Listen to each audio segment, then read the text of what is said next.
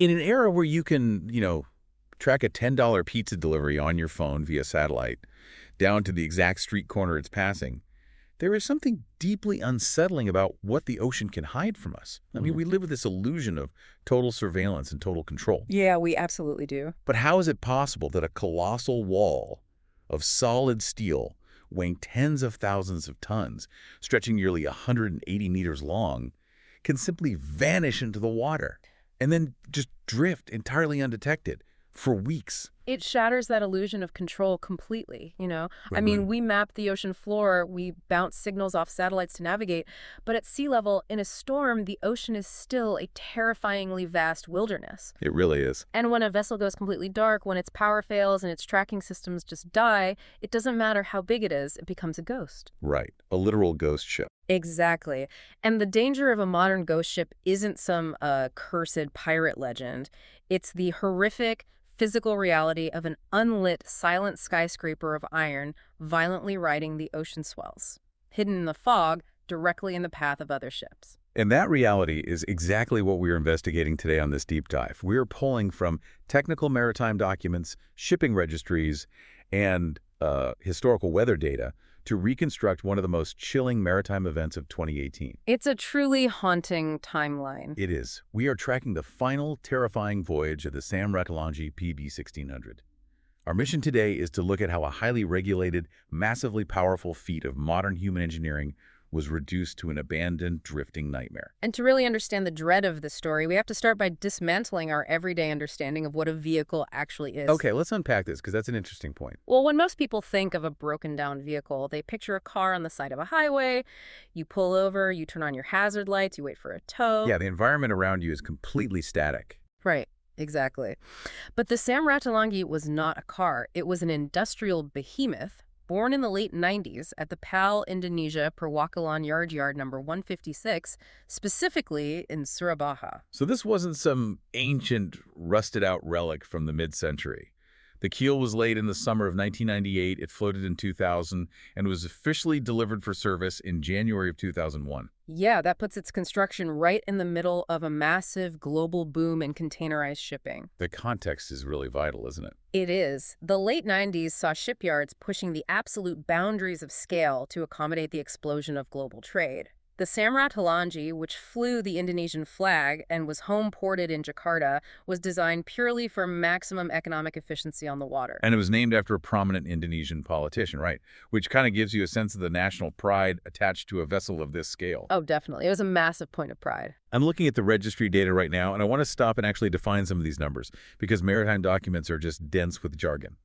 It lists a length of 177.40 meters and a width of 27.9 meters. Which is staggering when you actually picture it. Right, so roughly 2 full-size football fields long and as wide as a multi-lane highway.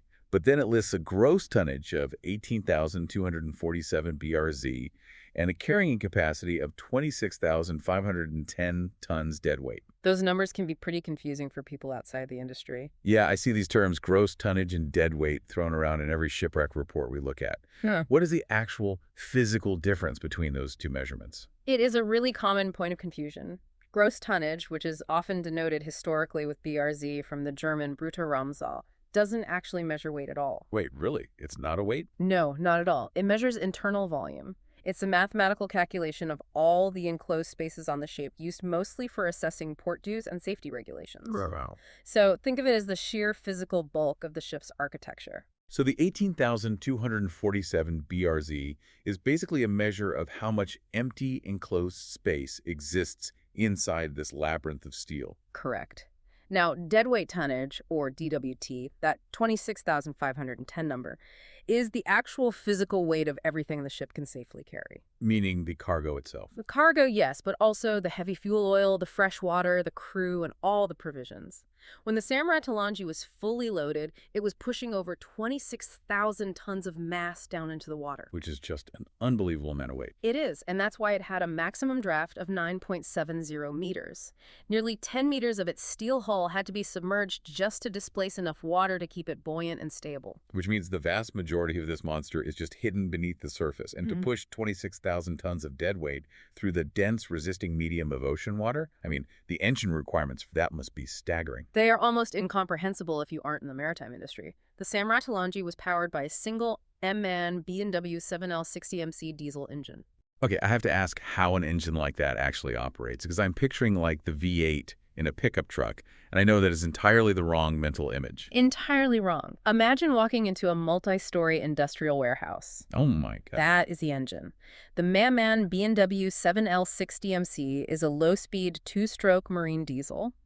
The 7 means it has 7 massive cylinders. And the 60 part? The 60 refers to the bore of those cylinders, 60 centimeters wide.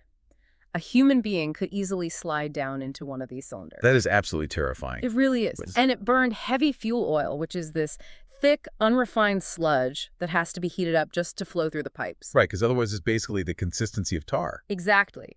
When those 7 cylinders fired, they produced 13,440 kilowatts of power, which translates to over 18,000 horsepower. Over 18,000 horsepower. And that violence is all directed to a single propeller. One massive, multi-ton propeller shaft. There's no transmission as you would think of it in a car. So it's just a direct mechanical link. Right.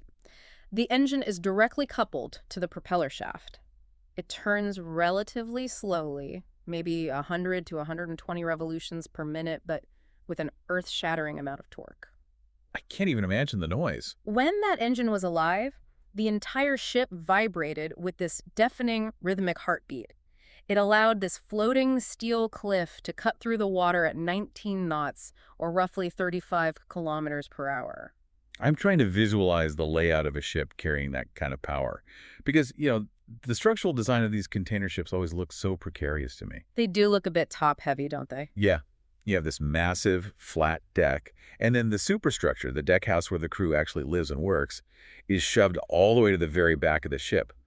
Why do they design it that way? That's a good question. Because if you're standing on the bridge navigating, you have nearly 150 meters of steel stretching out completely blind in front of you. It is purely a matter of cargo optimization. The midsection of the ship is the widest, most stable part of the hull. So that's where you want the goods. Exactly. That is where you want your money-making cargo. The Sam Ratulangi had 10 massive container bays stretching forward from the deckhouse. It could carry a total capacity of 1,644 TEU. TEU, meaning 20-foot equivalent units, like the standard shipping containers you see on the back of semi-trucks on the highway. Right. And they were stacked up to 11 wide across the deck. But the cargo wasn't just on the deck. There's more underneath, right? Oh, yeah. Beneath those 10 bays were cavernous lower cargo holds, sealed off by incredibly heavy metal pontoon hatch covers. These hatch covers alone weigh dozens of tons and have to be lifted by massive dockside cranes. Wow. The only exception was the singular bay located directly in front of the deckhouse. There were no deep holds beneath that specific bay. Because that is where the 18,000 horsepower engine lived, right beneath the floorboards. Correct. The engine room needs immense vertical space for those multi-story cylinders, the exhaust casing, and the massive ventilation shafts. So the crew in the deckhouse essentially lived right on top of this roaring, vibrating power plant. Day and night, for weeks on end. I want to pause and just imagine the psychological environment of this vessel. We are talking about a ship that is basically a labyrinth of steel canyons. It's an incredibly harsh environment. You have these towering stacks of container, narrow metal walkways, deep echoing cargo holds right below you. When it is alive, it is deafening. But imagine being on that ship when the engine is permanently shut off. That's a very different kind of terrifying. Right. The heavy fuel oil goes cold, the generators stop, the lights go out. Just the absolute silence of a 177-meter steel cave system drifting on the water. It sounds terrifying even before things go wrong. That silence is exactly what marked the beginning of its final doomed voyage. By 2018, the Sam Ratulangi had reached the end of its economic lifespan. Which means it was just too expensive to keep running. Basically, yes. The harsh reality of commercial shipping is that seawater and immense structural stress eventually degrade a hull beyond the point of profitable repair. So it was decommissioned. It was decommissioned, struck from active service, and sold for scrap. Its final destination was the notoriously brutal shipbreaking beaches of Chittagong, Bangladesh. I've read a bit about the Chittagong shipbreaking yards. It is a completely different world over there. It really is. It's almost apocalyptic. It's not some sterile dry dock where they carefully unbolt the ship piece by piece. They literally wait for a high spring tide, ram the ship at full speed onto a muddy beach, and then thousands of laborers descend on it with blowtorches and bare hands. Just to cut it apart for the raw steel, yeah. It is an incredibly dangerous, highly controversial industry, but it is the final resting place for a huge percentage of the world's commercial fleets. But wait, the Sam Ratulangi couldn't ram itself onto the beach at Chittagong, could it? No, it couldn't. Because it had been sold for scrap, the owners were no longer maintaining any of the systems. The MAN B&W engine was completely dead. And the navigation? The radar was dead. The massive rudder was frozen in place. It was reclassified as a dead ship. Which means it had to be towed across the ocean. And this is where the physics of this story start to feel impossible to me. It is a massive logistical nightmare. I mean, I understand towing, a broken-down Ford Focus with a tow truck, but how do you physically attach a moving tugboat to a completely dead, unpowered, 26,000-ton wall of steel and drag it across the open ocean? What's fascinating here is that the process of a dead ship tow is one of the most stressful, high-risk operations in the entire maritime industry. It relies entirely on a towing arrangement that utilizes a massive towing hawser. Okay, so a giant rope. But this isn't a simple rope. It is usually a highly engineered combination of incredibly thick steel wire rope and heavy synthetic lines like ultra-high molecular weight polyethylene or massive nylon hawsers. But even a thick steel cable seems incredibly fragile when you're talking about 26,000 tons of deadweight resisting the pull of the water. You'd think so, yeah. Because if the tugboat hits a wave and surges forward, wouldn't the sudden jolt just snap the line instantly? That is the crucial engineering challenge. If the line was perfectly straight and taut between the tug and the Sam Ratulangi, yes, the dynamic shock loading of a wave would snap it like a piece of thread. So how do they prevent that? The entire secret to maritime towing lies in something called the catenary curve. The catenary curve. What is that, mechanically speaking? Because the towing hawser is so incredibly heavy and so long, often stretching hundreds of meters, it sags deep into the water between the tug and the ship. Okay, I'm picturing it, like a drooping power line. Exactly like that. That sag is the catenary. The weight of that sagging cable acts as a massive fluid shock absorber. Oh, that makes sense. When the tugboat gets hit by a wave and pitches forward, it doesn't immediately jerk the dead ship. Instead, the force goes into trying to lift the heavy, sagging middle of the cable out of the water. So the energy of the waves is absorbed by lifting the physical weight of the cable, rather than yanking directly on the dead ship itself. Precisely. The cable briefly straightens out, absorbing the spike in tension, and then as the tug comes down off the wave, the cable sags back down. That's actually brilliant engineering. It is, but it requires constant management. The tug captain's entire job is managing that catenary curve. They have a massive towing winch on the back of the tug. So they can adjust the length on the fly. Yes. They let out more line in rough weather to create a deeper curve and more shock absorption, and reel it in during calm weather. But it is an agonizing, slow process. I am visualizing the psychological toll on the tugboat crew. You are moving at a crawl, maybe 5 or 6 knots. It's painfully slow. You look behind you, and connected by this single groaning line is a towering, completely dark, silent monolith that weighs more than anything you can even comprehend. And it's just looming there day after day. And you know that if you lose power, that 177-meter steel cliff is going to drift right over the top of you and crush you into the ocean floor. The anxiety is constant. You are basically chained to a massive liability. And that extreme vulnerability brings us directly to the climax of the voyage. The moment where it all goes wrong. Exactly. The timeline zeroes in on the middle of August, specifically August 13th, 2018. The tow is underway in the Indian Ocean, heading toward the Bay of Bengal, when the environment just completely turns hostile. The weather reports from that time in the region show severe deterioration. We are talking about heavy, chaotic seas, high winds, and terrible, terrible visibility. A worst-case scenario for a tow. Now, earlier we talked about how a ship with a working engine handles a storm. You steer the bow, the sharpest, strongest part of the ship, directly into the waves to slice through them. Right, to minimize the surface area getting hit. But the Sam Ratulangi doesn't have an engine. It cannot steer at all. A dead ship is entirely at the mercy of the prevailing physical forces. When a ship loses forward momentum, it naturally wants to turn parallel to the waves. Oh, no. Yeah, it falls into what mariners call the trough of the sea. Meaning the massive waves are no longer hitting the sharp front of the ship. They are slamming directly into the flat, 177-meter-long side of it. We call that taking seas on the broadside. And the physics of that are absolutely catastrophic for a towing operation. I can't even imagine the force involved. Imagine the surface area of a 177-meter-long, 10-meter-deep steel wall. When a massive ocean swell hits that broadside, it takes the entire 18,000 gross tons of the ship and aggressively, violently pushes it sideways and backward. So the tugboat is trying to pull forward with all its engine power, but the storm is treating the Sam Ratulangi like a giant 26,000-ton sail, pulling it in completely erratic directions. The forces just multiply exponentially. The tug captain is desperately trying to manage the tension. The tug is plunging its bow into the waves. The propellers are cavitating, meaning they are slipping and drawing air in the turbulent water. What happens to the towline then? The catenary curve we discussed earlier, it completely disappears. The massive steel and synthetic hawser is pulled entirely out of the water. It becomes incredibly taut, stretching completely rigid between the two vessels. The auditory horror of that moment. I've heard mariners talk about what thick synthetic lines sound like when they are pushed past their safe working load. It's a sound you never forget. They don't just quietly break, they pop, they crackle. The friction of the fibers tearing inside the rope literally generates heat and smoke. It's literally burning itself up from the inside.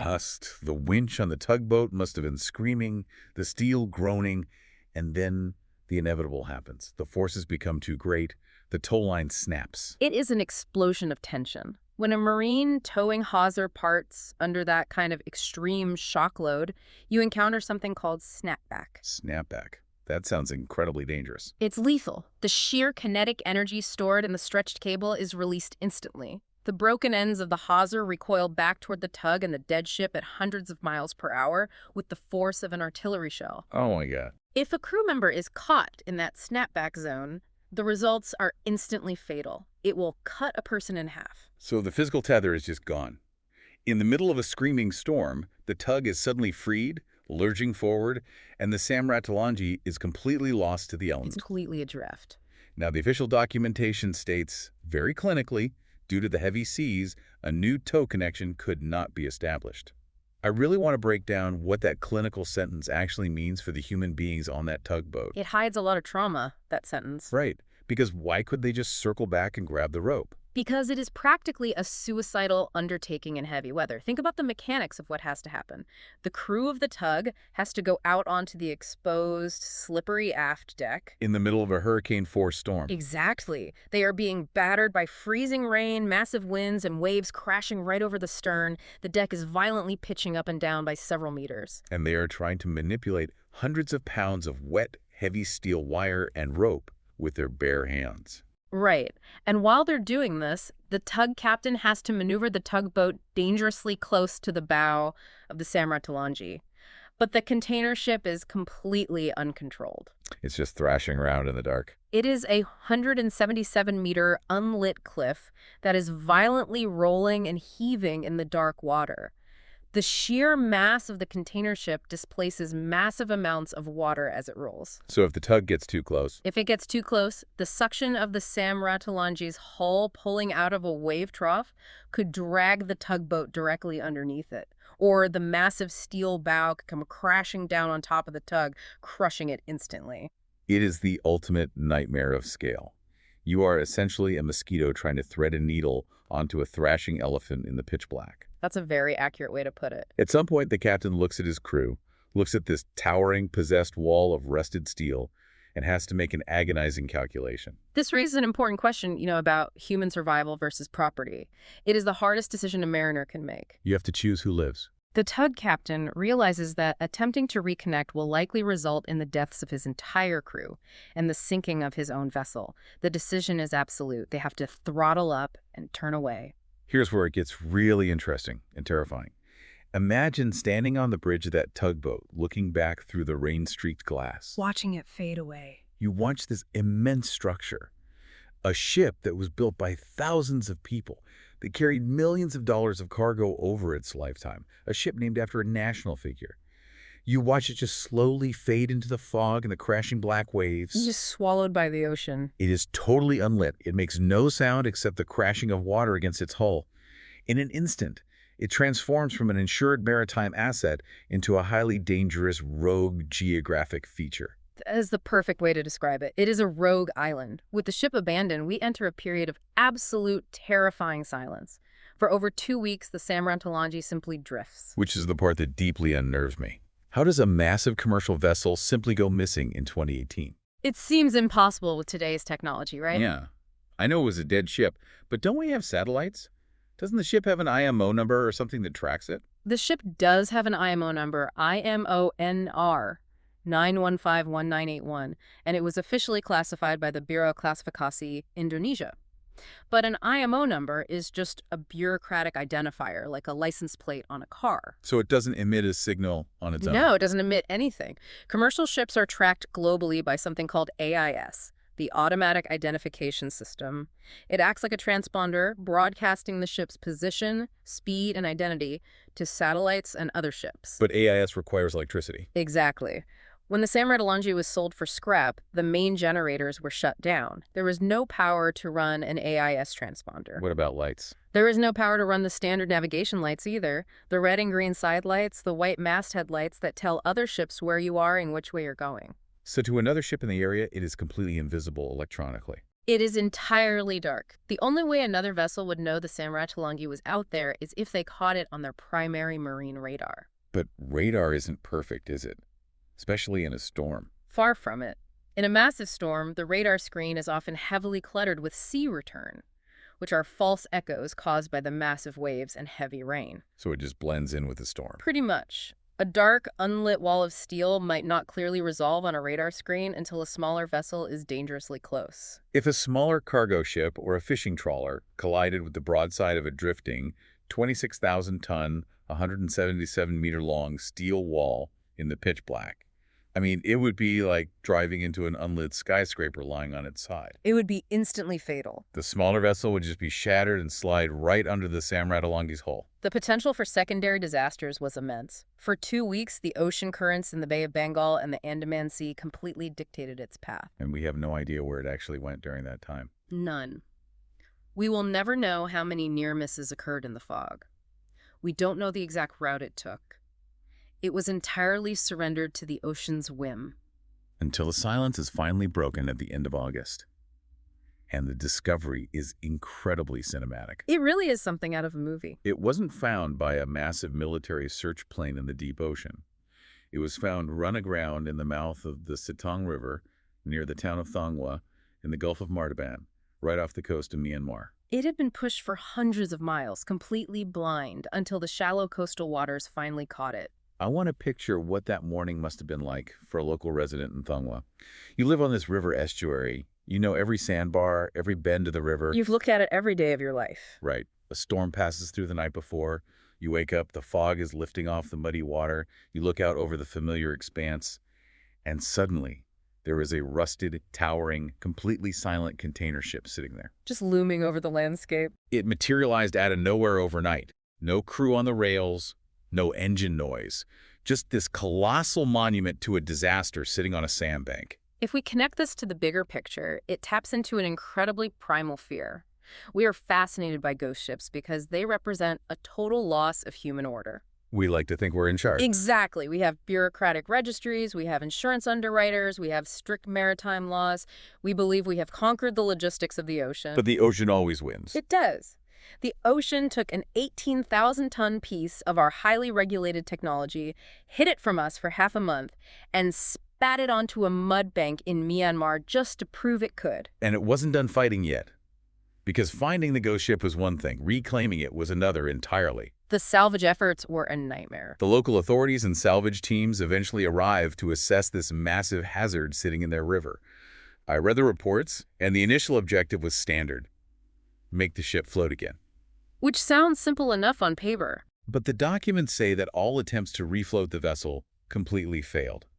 Why? I mean, we found it. We have massive salvage tugs today. We have heavy machinery. It's not a matter of just pulling harder. But how can a ship resting on a sandbank not just be hooked up and pulled backward into the deeper water?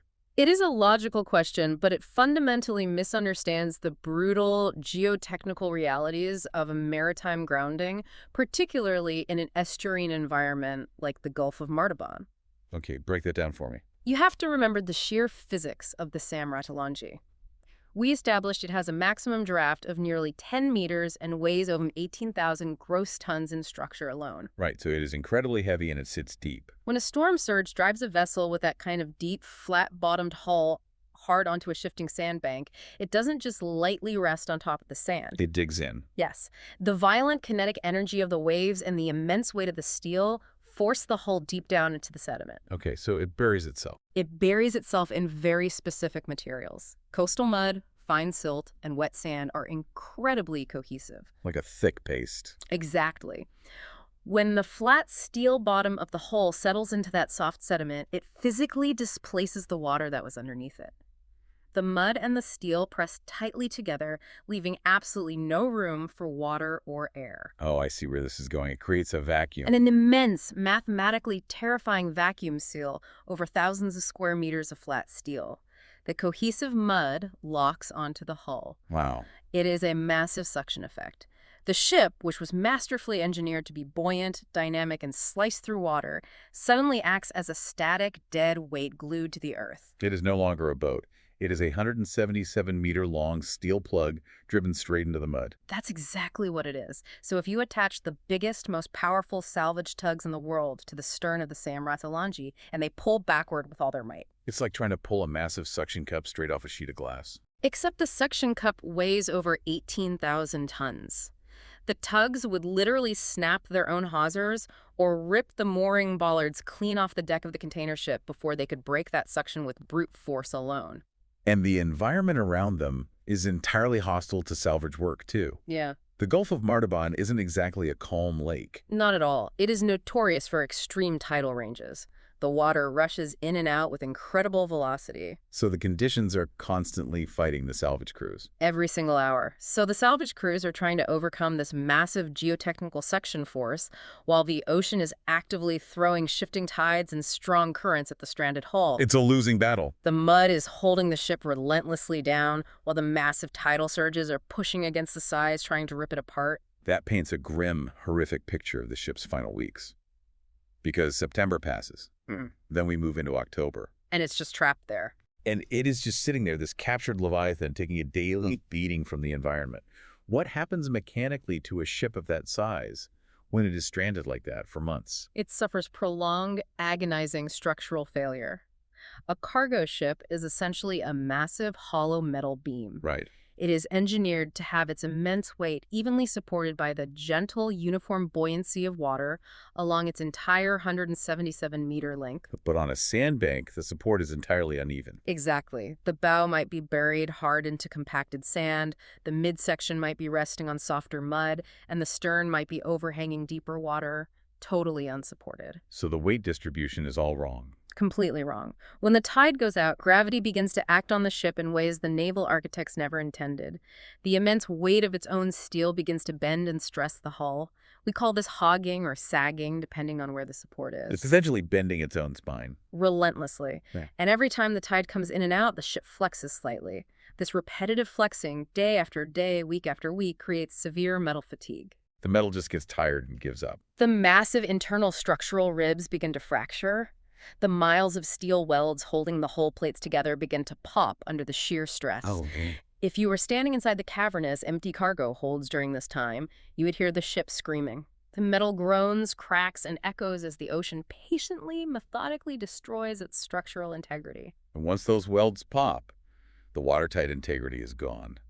Which brings us to the final, fatal blow recorded in the documents. The moment it finally gives in. By early October 2018, the ocean finally reclaimed the Sam Ratulangi PB 1600.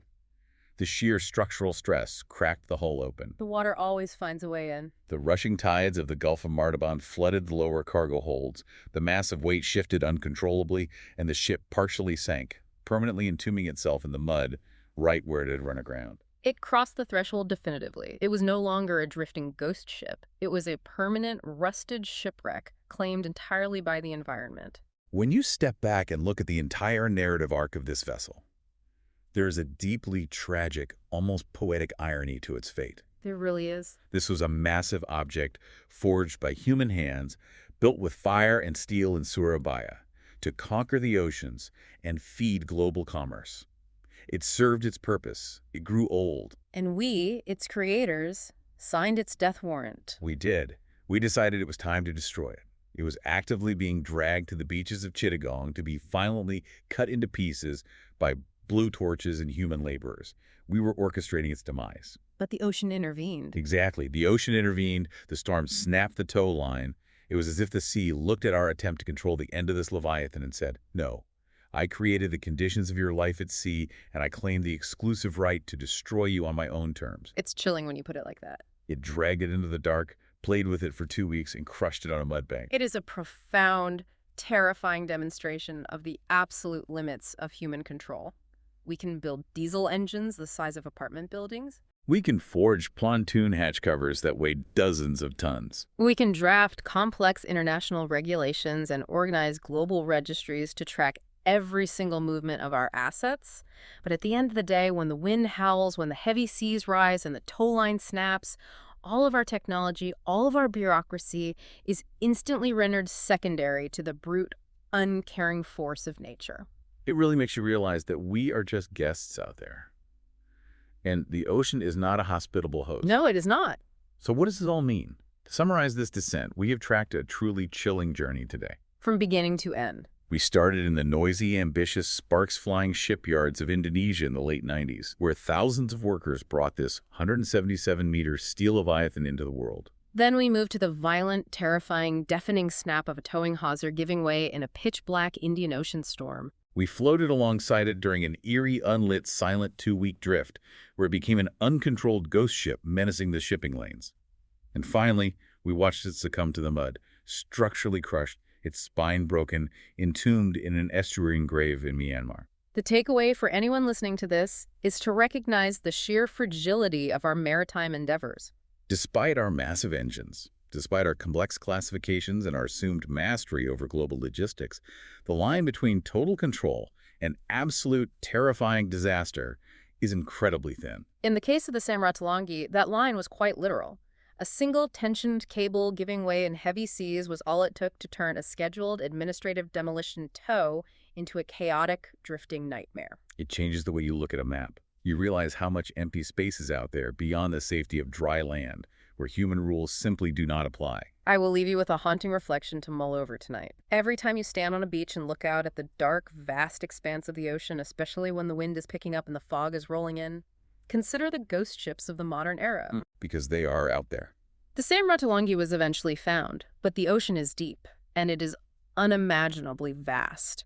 How many other colossal structures of steel and rust might be quietly slipping their tethers right now? That's a terrifying thought. How many unlit, silent derelicts are blindly riding the currents in the absolute blackness of the open water, just waiting to emerge from a storm, waiting to run aground on a distant, foggy shore? The thought of an unlit, 180-meter wall of steel drifting silently out of the fog directly towards you.